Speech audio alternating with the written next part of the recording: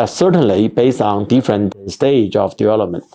And the fundamental change for China in global climate agenda around the time for negotiation of the Paris Agreement, China standing in another theoretical point. That means shifting from emphasizing emission right to development path innovation. We continue to increase our economy to make growth, but we needn't to rely on too much emission. Rather, we will rely on technology, innovation, human resources development, etc., etc.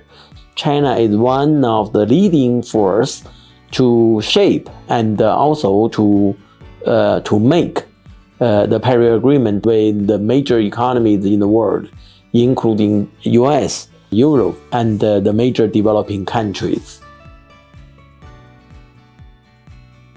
China will and should play more and more important role in today's and the future's world for global climate agenda.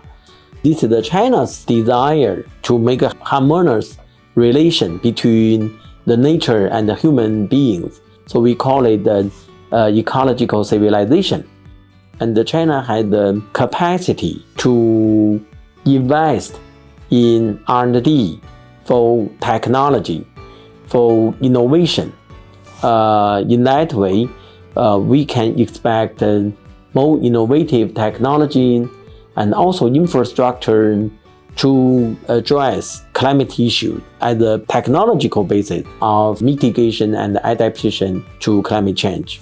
In the past decade, renewable cost has reduced 90%. The cost of those technologies will become cheaper and cheaper, and we can enjoy that not only for China, but also for the whole world by technology transfer and also by normal international trade and cooperation.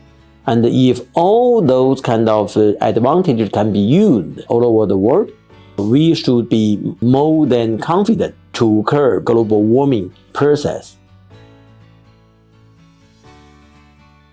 So we have two major types of renewable.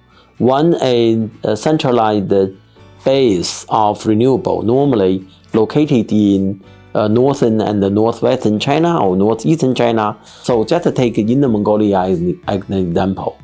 We have had a lot of solar and wind power bases there. For the moment, most of those renewables have been used locally with very cheap energy price. In the meanwhile, they also transmit those green power and renewable to more energy-intensive regions like Beijing, like Jiangsu, Shanghai, or Shandong provinces. In that way, they are changing the portfolio, the landscape of energy. Another type is distributed renewable. With microgrid installed, we provide clean and zero carbon energy for farmers, for the people in rural area. We help them to improve their livelihood, and this can show very huge potential for China. On one hand, your economy grow continuously, but without or with much less increase of emission. With Chinese traditional philosophy, challenge is opportunity. We find the way out. As a synergy of three different policy objectives for growth, for energy security, and also for climate. Today, I think the most urgent thing is to enlarge investment. I would propose to invest in green and low carbon area because this is somewhere new. That means this will create additional or incremental demand for goods and services.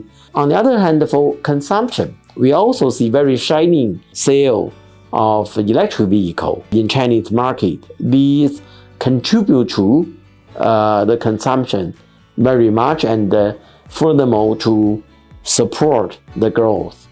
And in that way, we saw, more and more penetration of electric vehicle can replace a lot of oil. By the way, for China, over 73% of its oil use rely on import. So that's a very big energy security issue. But if we can apply more and more electric vehicle, we can use less and less oil. I think it's worth, to develop renewable to power electric vehicle. In that way, we reduce normal airborne pollutants for better air quality. We reduce carbon dioxide emission. We enhance energy security. And in the meanwhile, we support the economic growth. We have seen more and more opportunity for that. This is becoming a growth driver rather than growth barrier.